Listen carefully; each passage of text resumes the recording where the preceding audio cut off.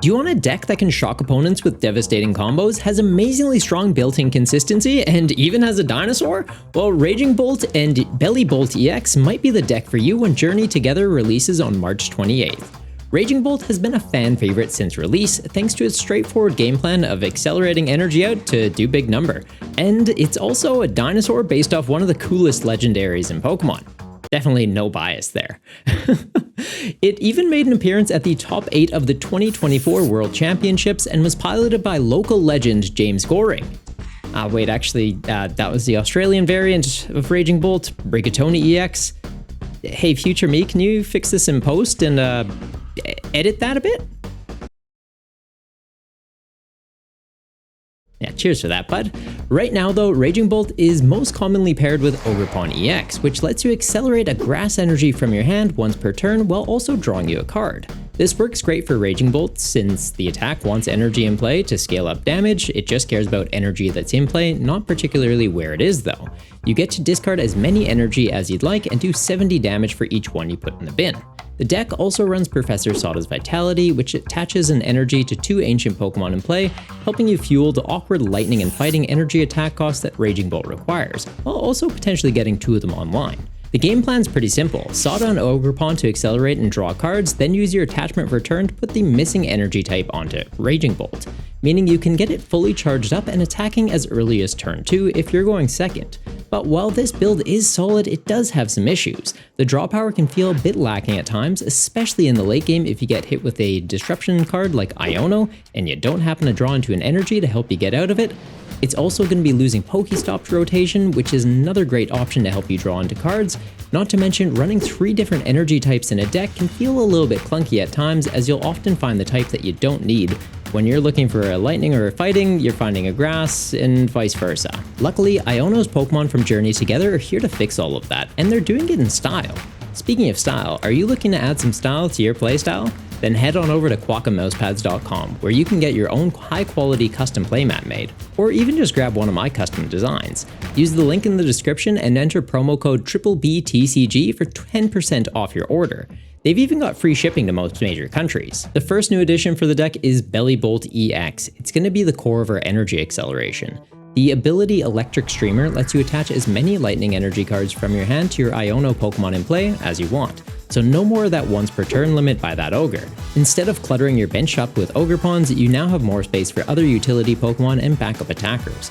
Also, as everyone knows, you don't make friends with Salad, and since you're accelerating out lightning energy instead of needing grass, you can streamline the list a little bit and remove all that nasty green stuff out of it. We're also going to be cutting Professor Sada, opting instead for Energy Switch to move a lightning energy from your Bellibolt onto a Raging Bolt, and then you just need to use your attachment for turn to get a fighting energy onto it. This does mean we lose the potential for attacking as early as turn 2 though, since, well, we don't have a supporter to get that out anymore. So you're always going to want to go first as often as you can to evolve up in 3 of the game. Bellibolt isn't just an energy accelerator though, it's also a decent tank, having 280 HP, which is pretty helpful into the Dragapult matchup as well, since they're not going to be able to put 6 damage counters onto a bench one and then gust it up to do 200 for a KO easily. Plus, it's got a half decent attack, letting you do 230 damage, which can be great to soften up a target so Raging Bolt doesn't need to remove as many energy from play, or potentially even one-shot a basic EX Pokemon.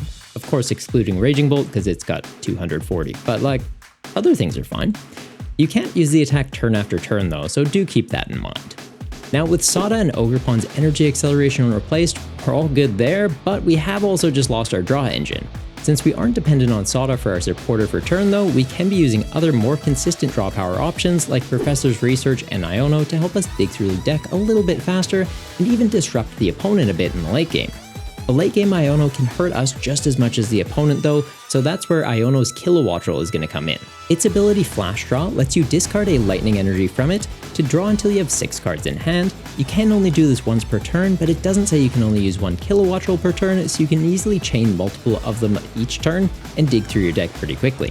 Plus, since it's an Iono Pokemon, Bellibolt can easily help pay for that ability's attack cost, but energy requirement, and giving us a consistent draw engine that isn't reliant on our supporter for turn.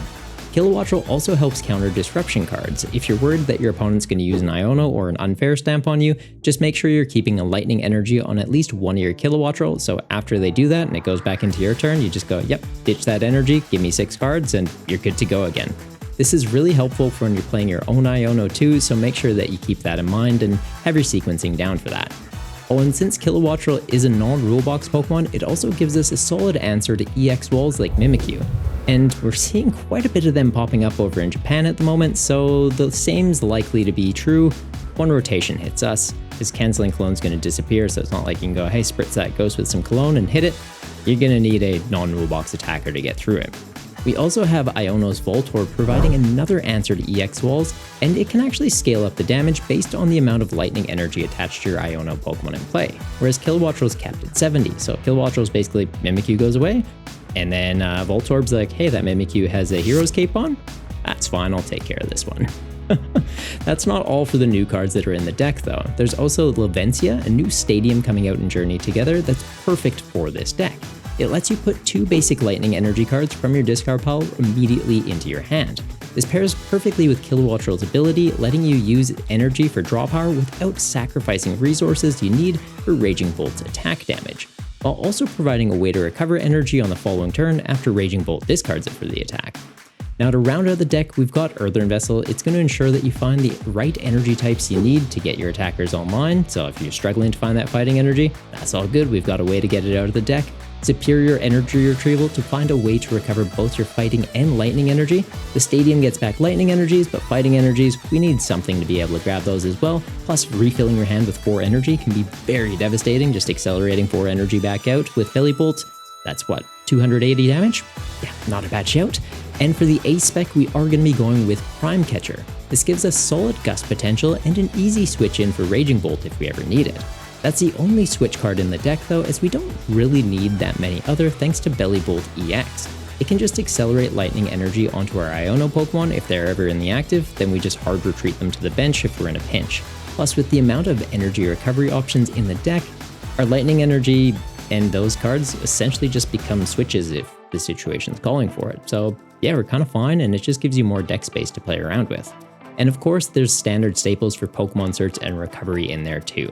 The deck feels very focused and streamlined in what it wants to do, making it a great pick for new players while still being consistent and powerful enough to put in serious work at a competitive level. That's my take on Raging Bolt and Bellibolt EX, but I want to hear your thoughts. Are you planning to play this deck, or are there other cards from the new set that have caught your eye instead?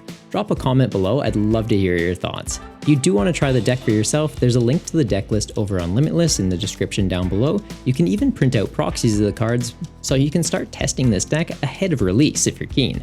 Just hit the tools button, go to proxy printer, and you're good to go. If you need help with the process, I have made a video on making proxies before, so just look that up, or just ask me in the comments and I can help kind of guide you through it a little if you need. If you found this video helpful, hitting that like button is a great way to let me know, plus it helps the channel a lot more than you might realize. Also, don't forget to subscribe to keep up with the shenanigans. Till next time though, stay golden, you Goombas.